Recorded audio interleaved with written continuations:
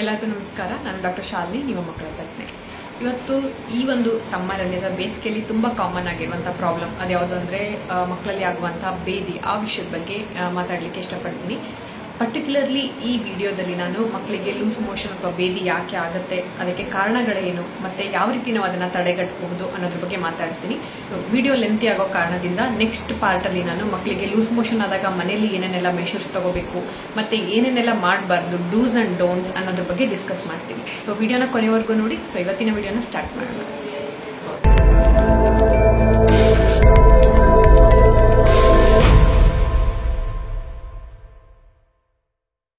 ಮೊದಲನೇದಾಗಿ ತುಂಬಾ ಜನ ಪೇರೆಂಟ್ಸು ಡಯೇರಿಯಾ ಮತ್ತೆ ಡಿಸೆಂಟ್ರಿ ಅಂತ ಕನ್ಫ್ಯೂಷನ್ ಮಾಡ್ಕೊತಾರೆ. ಫಸ್ಟ್ ನಾವು ಡಯೇರಿಯಾ ಏನು ಅಥವಾ ಬೇದಿ ಅಂತ ಯಾವಾಗ ಹೇಳ್ತೀವಿ ಅನ್ನೋದ್ರ ಬಗ್ಗೆ ತಿಳ್ಕೊಳ್ಳೋಣ. ಮಕ್ಕಳಿಗೆ ಬೇದಿ ಅಂತ ಯಾವಾಗ ಹೇಳ್ತೀವಿ ಅಂತ ಹೇಳಿದ್ರೆ, ಮಕ್ಕಳು ಒಂದು 3 ಟೈಮಿಗಿಂತ ಜಾಸ್ತಿ ಮಾಡ್ತಾ ಇದ್ರೆ ಅಥವಾ ತುಂಬಾ ತೆಳುವಾಗಿ ಮಾಡ್ತಾ ಇದ್ರೆ ಅದಕ್ಕೆ ನಾವು ಬೇದಿ ಅಂತ ಕರಿತೀವಿ. ಇವು ನವಜಾತ ಶಿಶುಗಳಂತ ಏನ್ ಕರಿತೀವಿ, ಆ ಮಕ್ಕಳು ಸ್ವಲ್ಪ ಡಿಫ್ರೆಂಟ್ ಆಗಿರ್ತಾರೆ. ಆ ಮಕ್ಕಳು ಆಲ್ಮೋಸ್ಟ್ 8ರಿಂದ 10 ಸರಿ ಮಾಡಿದ್ರು ಕೂಡ ಅದನ್ನ ನಾರ್ಮಲ್ ಅಂತಾನೆ ಕನ್ಸಿಡರ್ ಮಾಡ್ತೀವಿ. ಇದ್ರ ಬಗ್ಗೆ ಆಲ್ರೆಡಿ ಕಳೆದ ವಿಡಿಯೋಗಳಲ್ಲಿ ಡೀಟೇಲ್ ಆಗಿ ಚರ್ಚೆ ಮಾಡಿದೀನಿ. ಆ ವಿಡಿಯೋಗಳನ್ನ ನೀವು ಚೆಕ್ ಮಾಡ್ಕೋಬಹುದು. ಯಾಕೆ ಆ ಮಕ್ಕಳು, ಎಳೆ ಮಕ್ಕಳು ಎಸ್ಪೆಷಲಿ 8ರಿಂದ 10 ಸರಿ ಮಾಡ್ತಾರೆ ಅಂದ್ರೆ ಅದಕ್ಕೆ ಗ್ಯಾಸ್ಟ್ರೋಕೋಲಿಕ್ ರಿಫ್ಲೆಕ್ಸ್ ಅಂತ ಕರಿತೀವಿ. ಸೊ ಮಕ್ಕಳಿಗೆ ಹಾಲು ಕುಡಿದಾಗ ಒಮ್ಮೆ ಸ್ವಲ್ಪ ಯೆಲ್ಲೋ ಕಲರ್ ಅಥವಾ ಗ್ರೀನ್ ಕಲರ್ ಮಾಡ್ತಾ ಇದ್ರೆ ಅದು ನಾರ್ಮಲ್ ಆಗಿರುತ್ತೆ, ಪ್ರೊವೈಡೆಡ್ ಮಕ್ಕಳ ವೆಯ್ಟ್ ಗೇನ್ ಚೆನ್ನಾಗಿ ಆಗ್ತಾ ಇರಬೇಕು ಮತ್ತೆ ಮಕ್ಕಳು ಆಕ್ಟಿವ್ ಆಗಿ ಇರಬೇಕು. ಸೊ ಇದು ಎಳೆ ಮಕ್ಕಳದಾಯ್ತು. ಯೂಶಲಿ ದೊಡ್ಡ ಮಕ್ಕಳಲ್ಲಿ ಮೋರ್ ದನ್ 3 ಟೈಮ್ಸ್ ಮಾಡ್ತಾ ಇದ್ದಾರೆ ಅಥವಾ ತುಂಬಾ ಲೂಸ್ ಆಗಿ ಮಾಡ್ತಾ ಇದ್ದಾರೆ ಅನ್ನೋದಕ್ಕೆ ಲೂಸ್ ಮೋಷನ್ ಅಂತ ಕರಿತೀವಿ. ಅದಕ್ಕೆ ನಾವು ಡಯೇರಿಯಾ ಅಂತ ಕರಿತೀವಿ. ಡಿಸೆಂಟ್ರಿ ಅಂದ್ರೆ ಯಾವಾಗ ಮೋಷನ್ ಅಲ್ಲಿ ಬ್ಲಡ್ ಬರುತ್ತೆ ಅಥವಾ ಇನ್ಫೆಕ್ಷನ್ ನ ಸೈನ್ಸ್ ಇರುತ್ತೆ, ಅವಾಗ ನಾವು ಅದಕ್ಕೆ ಡಿಸೆಂಟ್ರಿ ಅಂತ ಕರಿತೀವಿ. ಸೊ ಅದನ್ನ ನಾವು ಸ್ವಲ್ಪ ಸೀರಿಯಸ್ ಆಗಿ ತಗೊಂಡು ಟ್ರೀಟ್ ಮಾಡಬೇಕಾಗುತ್ತೆ ಅಥವಾ ಏನ್ ಕಾರಣ ಅಂತ ಹುಡುಕ್ಬೇಕಾಗತ್ತೆ. ಹಾಗಾದ್ರೆ ಮಕ್ಕಳಿಗೆ ಡಯೇರಿಯಾ ಅಥವಾ ಲೂಸ್ ಮೋಷನ್ ಯಾಕೆ ಆಗುತ್ತೆ, ಸೊ ಯಾವಾಗ ನಾವು ವರಿ ಮಾಡ್ಕೋಬೇಕು ಅನ್ನೋದ್ರ ಬಗ್ಗೆ ಮಾತಾಡ್ತೀನಿ. ಮಕ್ಕಳಿಗೆ ಲೂಸ್ ಮೋಷನ್ ಆಗೋದು ತುಂಬಾ ಕಾಮನ್ ಆದಂತ ವಿಷಯ. ಸೊ ಯಾಕೆ ಆಗುತ್ತೆ ಅಂತ ಹೇಳಿದ್ರೆ ತುಂಬಾ ಮೋಸ್ಟ್ ಕಾಮನ್ ಕಾರಣ ಅದಕ್ಕೆ ಇನ್ಫೆಕ್ಷನ್ ಅಲ್ಲಿ ಕೂಡ ವೈರಲ್ ಇನ್ಫೆಕ್ಷನ್ಗಳು ತುಂಬಾ ಸಾಮಾನ್ಯವಾಗಿ ಆಗುತ್ತೆ. ಎಸ್ಪೆಷಲಿ ರೋಟಾ ವೈರಸ್ ಆಗಿರ್ಬೋದು, ಎಂಟಿರೋ ವೈರಸ್ ಆಗಿರ್ಬೋದು. ನಿಮ್ಮ ಮಕ್ಕಳಿಗೆ ವ್ಯಾಕ್ಸಿನೇಷನ್ ಹಾಕಿಸುವಾಗ ಗಮನಿಸಿರ್ತೀರಿ, ಯೂಶಲಿ ರೋಟಾ ವ್ಯಾಕ್ಸಿನ್ ಅನ್ನು ಕೂಡ ಕೊಟ್ಟಿರ್ತಾರೆ. ಯಾಕೆ ಇದನ್ನ ಗವರ್ಮೆಂಟ್ ಇಂದ ಇನ್ಕ್ಲೂಡ್ ಮಾಡಿದ್ದಾರೆ ಅಂದ್ರೆ, ತುಂಬಾ ಒಂದು ಕೆಲವು ವರ್ಷಗಳ ಹಿಂದೆ ಮಕ್ಕಳ 5 ವರ್ಷದ ಒಳಗಿನ ಮಕ್ಕಳಿಗೆ ಅತಿಸಾರ ಬೇದಿಯಿಂದ ತುಂಬಾ ಜನ ಮಕ್ಕಳು ಸಾವನ್ನಪ್ತಾ ಇದ್ರು. ಸೊ ಅದನ್ನ ತಡೆಗಟ್ಟೋದಕ್ಕೋಸ್ಕರ ಈ ಒಂದು ರೋಟಾ ವ್ಯಾಕ್ಸಿನ್ ಅನ್ನ ಇಂಟ್ರೊಡ್ಯೂಸ್ ಮಾಡಿದ್ದಾರೆ. ಇವಾಗ ಮಕ್ಕಳಿಗೆ ಈ ಒಂದು ವೈರಸ್ ಇಂದ ಆಗುವಂತ ಇನ್ಫೆಕ್ಷನ್ಸ್ ಕಮ್ಮಿ ಆಗಿದೆ. ಸೊ ನೀವು ನಿಮ್ಮ ಮಕ್ಕಳಿಗೆ ವ್ಯಾಕ್ಸಿನ್ ಅನ್ನ ಹಾಕಿಲ್ಲ ಅಂದ್ರೆ ದಯವಿಟ್ಟು ವ್ಯಾಕ್ಸಿನೇಷನ್ ಅನ್ನ ಕಂಪ್ಲೀಟ್ ಮಾಡೋದು ತುಂಬಾ ಇಂಪಾರ್ಟೆಂಟ್ ಆಗಿರುತ್ತೆ. ನೆಕ್ಸ್ಟ್ ಬ್ಯಾಕ್ಟೀರಿಯಾದಿಂದ ಆಗ್ಬೋದು ಅಥವಾ ಪ್ಯಾರಾಸೈಟ್ ಅಂತ ಕರಿತೀವಿ, ಅದರಿಂದ ಆಗ್ಬೋದು. ಯೂಶಲಿ ಅಥವಾ ಪ್ಯಾರಾಸೈಟ್ ಇಂದ ಲೂಸ್ ಮೋಷನ್ ಆದಾಗ ಮಕ್ಕಳು ಸ್ವಲ್ಪ ಜಾಸ್ತಿ ಸಿಕ್ ಆಗಿರ್ತಾರೆ ಅಥವಾ ಸುಸ್ತು ಅಂತ ಅನಿಸ್ತಾರೆ. ಲೂಸ್ ಮೋಷನ್ ಕೂಡ ಕಡಿಮೆ ಆಗ್ಲಿಕ್ಕೆ ಸ್ವಲ್ಪ ಟೈಮ್ ತಗೊಳುತ್ತೆ. ಮತ್ತೆ ಇನ್ನ ಕೆಲವೊಂದ್ಸರಿ ಮಕ್ಕಳನ್ನ ನೀವು ಕರ್ಕೊಂಡು ಟ್ರಾವೆಲ್ ಮಾಡುವಾಗ ಸೊ ಕಲುಷಿತ ನೀರು ಅಥವಾ ಫುಡ್ ಚೇಂಜ್ ಆದಾಗಲೂ ಕೂಡ ಮಕ್ಕಳಿಗೆ ಈ ರೀತಿ ಬೇದಿ ಆಗುತ್ತೆ. ಮತ್ತೆ ಎಸ್ಪೆಷಲಿ ಈ ಒಂದು ಬೇಸಿಗೆ ಟೈಮಲ್ಲಿ ಸೊ ಬೇಗ ಬ್ಯಾಕ್ಟೀರಿಯಾಗಳು ಗ್ರೋ ಆಗೋದ್ರಿಂದ ಆದಷ್ಟು ಯಾವ ಬೆಳಗ್ಗೆ ಇಟ್ಟಂತ ಊಟಗಳನ್ನ ರಾತ್ರಿ ಕೊಡುವಂಥದ್ದು, ರಾತ್ರಿದನ್ನ ಬೆಳಗ್ಗೆ ಯೂಸ್ ಮಾಡುವಂಥದ್ದು ಅಥವಾ ರೀಹೀಟ್ ಮಾಡುವಂಥದ್ದು. ಎಸ್ಪೆಷಲಿ ಈ ಟೈಮಲ್ಲಿ ಮಕ್ಕಳುಗಳನ್ನ ಹೋಟೆಲ್ಗೆ ಕರ್ಕೊಂಡು ಹೋದಾಗ ತುಂಬಾ ಕರೆಕ್ಟ್ ಆಗಿ ಆ ಹೋಟೆಲ್ಸ್ ಅನ್ನ ಚೂಸ್ ಮಾಡಿ. ಮತ್ತೆ ಜಂಕ್ ಫುಡ್ ಅಥವಾ ಸ್ಟ್ರೀಟ್ ಫುಡ್, ಎಸ್ಪೆಷಲಿ ಒಂದು ರೋಡ್ ಸೈಡ್ ಮಾಡುವಂತ ಆಹಾರಗಳಲ್ಲೂ ಕೂಡ ಕೆಲವೊಂದ್ಸರಿ ಕಲುಷಿತ ಆಗುವಂತ ಚಾನ್ಸಸ್ ಜಾಸ್ತಿ ಇರುತ್ತೆ. ಸೊ ಎಷ್ಟಾಗುತ್ತೋ ಅಷ್ಟು ಮಕ್ಕಳಿಗೆ ಮನೆಯಲ್ಲೇ ಮಾಡ್ಕೊಡ್ಲಿಕ್ಕೆ ಪ್ರಯತ್ನ ಮಾಡಿ. ಮತ್ತೆ ಬಾಟಲ್ ಫೀಡ್ ಮಾಡುವಂತ ಮಕ್ಕಳಲ್ಲೂ ಕೂಡ ಲೂಸ್ ಮೋಷನ್ ತುಂಬಾ ಕಾಮನ್ ಆಗಿ ಆಗುತ್ತೆ. ಯಾಕೆ ಅಂದ್ರೆ ನೀವು ಎಷ್ಟೇ ಕಷ್ಟಪಟ್ಟರು ಕೂಡ ತುಂಬಾ ಚೆನ್ನಾಗಿ ಇದನ್ನ ಕ್ಲೀನ್ ಮಾಡ್ಲಿಕ್ಕೆ ಆಗೋದಿಲ್ಲ. ಅದರಲ್ಲಿ ಮಿಲ್ಕ್ ಡೆಪಾಸಿಟ್ ಇದ್ದಾಗ ಅದರಲ್ಲಿ ಒಂದು ಇನ್ಫೆಕ್ಷನ್ ಗ್ರೋ ಆಗುವಂತ ಚಾನ್ಸಸ್ ಇರುತ್ತೆ. ಸೊ ಹಾಗಾಗಿ ಸ್ಟೀಲ್ ಬಾಟಲ್ ಗಳನ್ನ ಯೂಸ್ ಮಾಡಿ, ಮತ್ತೆ ಪ್ಲಾಸ್ಟಿಕ್ ಬಾಟಲ್ಸ್ ಗಳನ್ನ ಯೂಸ್ ಮಾಡ್ತಾ ಇದ್ದಾರೆ ಅಂತ ಹೇಳಿದ್ರೆ ಸರಿಯಾಗಿ ಸ್ಟೆರಿಲೈಸ್ ಮಾಡಿ, ಹೀಟ್ ಮಾಡಿ ಸರಿಯಾಗಿ ಸ್ಟೆರಿಲೈಸ್ ಮಾಡೋದು ಇಂಪಾರ್ಟೆಂಟ್. ಮತ್ತೆ ನಿಯಮಿತವಾಗಿ ಬಾಟಲ್ಸ್ ಗಳನ್ನ ಚೇಂಜ್ ಮಾಡೋದು ಕೂಡ ತುಂಬಾ ಇಂಪಾರ್ಟೆಂಟ್ ಆಗುತ್ತೆ.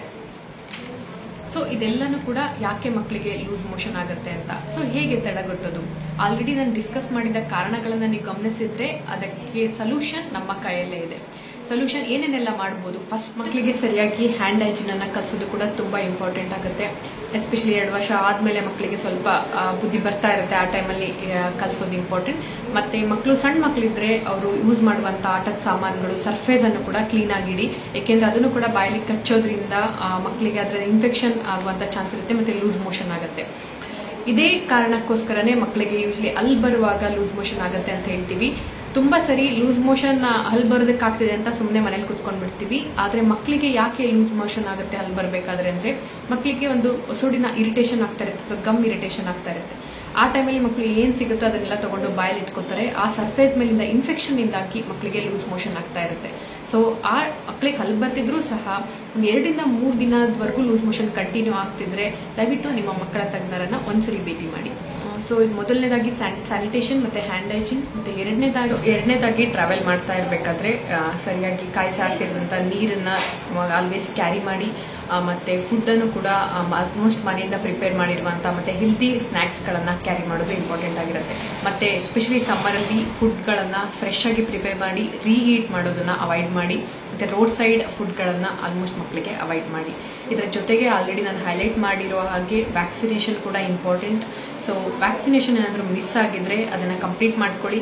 ಮತ್ತೆ ಟೈಫಾಯ್ಡ್ ವ್ಯಾಕ್ಸಿನ್ ಕೂಡ ನೀವು ಮಕ್ಕಳಿಗೆ ಹಾಕಿಸ್ಬೋದು, ಅದು ಒಂದು ಕಾರಣ ಇರುತ್ತೆ ಮಕ್ಕಳಿಗೆ ಇದು ಲೂಸ್ ಮೋಷನ್ ಆಗೋದಕ್ಕೆ.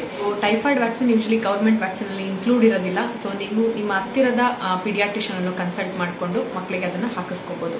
ಸೊ ಒಂದು ವ್ಯಾಕ್ಸಿನ್ ಹಾಕಿದ್ರು ಕೂಡ ಅದು ಲೈಫ್ ಲಾಂಗ್ ಇಮ್ಯುನಿಟಿ ಅನ್ನು ಕೊಡುತ್ತೆ. ಸೊ ನಿಮ್ಮ ಹತ್ತಿರದ ಪಿಡಿಯಾಟ್ರಿಷಿಯನ್ ಅನ್ನು ನೀವು ಕನ್ಸಲ್ಟ್ ಮಾಡ್ಕೊಳ್ಳಿ. ಎಸ್ಪೆಷಲಿ ಹಳ್ಳಿ ಕಡೆ ಎಲ್ಲ ಅನ್ಪ್ಯಾಶ್ಚರೈಸ್ಡ್ ಮಿಲ್ಕ್ ಅಂತ ಕರಿತೀವಿ, ಅಂದ್ರೆ ಮಕ್ಕಳಿಗೆ ಒಂದು ಹಾಲನ್ನ ಕರೆದ್ಬಿಟ್ಟು ಕೆಲವೊಂದ್ಸರಿ ಸರಿಯಾಗಿ ಬಾಯ್ಲ್ ಮಾಡದೆ ಕೂಡ ಮಕ್ಕಳಿಗೆ ಕೊಡ್ತಾರೆ. ಇದು ಕೂಡ ಅಥವಾ ಕೆಲವೊಂದು ಫ್ಯಾಮಿಲೀಸ್ ಅಲ್ಲಿ ಚೆನ್ನಾಗಿ ಕರೆದಿರೋ ಹಾಲು ಫ್ರೆಶ್ ಇರುತ್ತಂತ ಹಂಗೇನೆ ಮಕ್ಕಳಿಗೆ ಕೂಡ ಕೊಡ್ತಾರೆ. ಸೊ ಈ ರೀತಿ ಮಾಡೋದ್ರಿಂದನೂ ಕೂಡ ಮಕ್ಕಳಿಗೆ ಲೂಸ್ ಮೋಷನ್ ಆಗುವಂತ ಚಾನ್ಸಸ್ ಇರುತ್ತೆ. ಅದನ್ನ ಕೂಡ ಅವಾಯ್ಡ್ ಮಾಡಿ ಹಾಲನ್ನ ಚೆನ್ನಾಗಿ ಕಾಯಿಸೋದು ತುಂಬಾ ಇಂಪಾರ್ಟೆಂಟ್ ಆಗುತ್ತೆ. ಸೊ ಇದೆಲ್ಲಾನು ಆಗಿತ್ತು ಮಕ್ಕಳಿಗೆ ಲೂಸ್ ಮೋಷನ್ ಯಾಕೆ ಆಗುತ್ತೆ ಮತ್ತೆ ಯಾವ ರೀತಿ ತಡೆಗಟ್ಟೋದು ಅಂತ. ಸೊ ಯಾವಾಗ ನಾವು ವರಿ ಮಾಡ್ಕೋಬೇಕು, ಯಾವಾಗ ನಾವು ಹಾಸ್ಪಿಟಲ್ಗೆ ರಶ್ ಮಾಡಬೇಕು ಅಂತ ಹೇಳಿದ್ರೆ, ಸೊ ಕೆಲವೊಂದು ಈ ತರ ಏನಾದ್ರು ಡೇಂಜರ್ ಸೈನ್ಸ್ ಗಳನ್ನ ನೀವು ಗಮನಿಸಿದ್ರೆ ಇಮಿಡಿಯೇಟ್ ಆಗಿ ಹಾಸ್ಪಿಟಲ್ನ ವಿಸಿಟ್ ಮಾಡೋದು ತುಂಬಾ ಇಂಪಾರ್ಟೆಂಟ್ ಆಗಿರುತ್ತೆ. ಮೊದಲನೇದಾಗಿ ಮಕ್ಕಳು ತುಂಬಾ ಸುಸ್ತು ಕಾಣಿಸ್ತಾ ಇದ್ದಾರೆ ಅಥವಾ ಲೂಸ್ ಮೋಷನ್ 8-10 ಸರಿಗಿಂತ ಜಾಸ್ತಿ ಹೋಗ್ತಾ ಇದೆ, ಊಟ ಮಾಡೋದನ್ನ ಅಥವಾ ಹಾಲು ಕುಡಿಯೋದನ್ನ ಕಮ್ಮಿ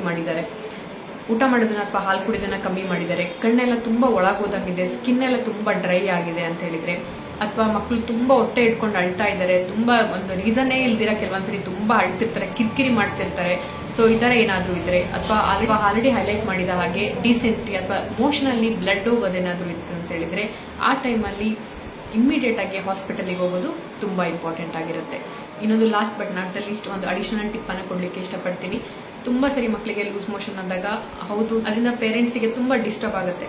ಆಗೇನ್ ಮಾಡ್ತಾರೆ, ಸಡನ್ ಆಗಿ ಮೆಡಿಕಲ್ ಶಾಪ್ಸ್ಗೆ ಹೋಗ್ಬಿಟ್ಟು ಒಂದು ಲೂಸ್ ಮೋಷನ್ ಇರುವಂತ ಕೆಲವೊಂದು ಸಿರಪ್ಸ್ ಗಳನ್ನ ಸ್ಟಾರ್ಟ್ ಮಾಡ್ತಾರೆ, ಆಂಟಿಬಯೋಟಿಕ್ಸ್ ಅನ್ನ ಸ್ಟಾರ್ಟ್ ಮಾಡ್ತೀರಾ. ಇದು ಕೂಡ ಮಕ್ಕಳ ಗಟ್ ಹೆಲ್ತ್ಗೆ ಅಷ್ಟು ಆರೋಗ್ಯಕರವಾಗಿರೋದಿಲ್ಲ. ಸೊ ಲೂಸ್ ಮೋಷನ್ ಆದ ತಕ್ಷಣ ಮಕ್ಕಳಿಗೆ ದಯವಿಟ್ಟು ಆಂಟಿಬಯೋಟಿಕ್ಸ್ ಅನ್ನ ಸ್ಟಾರ್ಟ್ ಮಾಡಬೇಡಿ. ಎಸ್ಪೆಷಲಿ ಮೆಡಿಕಲ್ ಶಾಪಿಗೆ ಹೋಗ್ಬಿಟ್ಟು ಮೆಡಿಸಿನ್ಸ್ ಅನ್ನ ಹಾಕ್ಬೇಡಿ. ಮತ್ತೆ ಬೇರೆ ಯಾವುದೇ ಕಾರಣಕ್ಕಾಗಿರ್ಬಹುದು ಅನ್ನೆಸರಿ ಆಂಟಿಬಯೋಟಿಕ್ಸ್ ಅನ್ನ ಇಂಟ್ರೊಡ್ಯೂಸ್ ಮಾಡಬೇಡಿ. ಆಂಟಿಬಯೋಟಿಕ್ಸ್ ಅಂದ್ರೇನೆ ಅರ್ಥ ಬ್ಯಾಕ್ಟೀರಿಯಾ ವಿರುದ್ಧ ಹೋರಾಡುವಂತಹ ಒಂದು ಪವರ್ ಇರುವಂತಹ ಒಂದು ಸಿರಪ್ಸ್ಗಳು. ನಮ್ಮ ಒಂದು ಡೈಜೆಷನ್ ಸಿಸ್ಟಮ್ ಅಲ್ಲೂ ಕೂಡ ಗುಡ್ ಬ್ಯಾಕ್ಟೀರಿಯಾಸ್ ಇರುತ್ತೆ. ಸೊ ಈ ಒಂದು ಆಂಟಿಬಯೋಟಿಕ್ಸ್ ಇಂದ ಆ ಗುಡ್ ಬ್ಯಾಕ್ಟೀರಿಯಾ ಕೂಡ ಡಿಸ್ಟರ್ಬ್ ಆಗುವಂತ ಚಾನ್ಸ್ ಇರುತ್ತೆ. ಇದು ಕೂಡ ಮಕ್ಕಳಿಗೆ ಪದೇ ಲೂಸ್ ಮೋಷನ್ ಆಗ್ಲಿಕ್ಕೆ ಒಂದು ಕಾರಣ ಆಗಿರುತ್ತೆ. ಸೊ ಹೋಪ್ ಈ ವಿಡಿಯೋ ನಿಮಗೆ ಹೆಲ್ಪ್ ಆಗುತ್ತೆ ಅಂತ ಭಾವಿಸ್ತೀನಿ. ನಿಮಗೆ ಗೊತ್ತಿರುವಂತ ಪೇರೆಂಟ್ಸ್ ಜೊತೆಗೆ ವಿಡಿಯೋನ ಶೇರ್ ಮಾಡ್ಕೊಳ್ಳಿ. ಮತ್ತೆ ಏನಾದರೂ ಡೌಟ್ಸ್ಗಳಿದ್ರೆ ಅದನ್ನ ಕಮೆಂಟ್ಸ್ ಮೂಲಕ ತಿಳಿಸಿ. Thanks for watching. Happy parenting.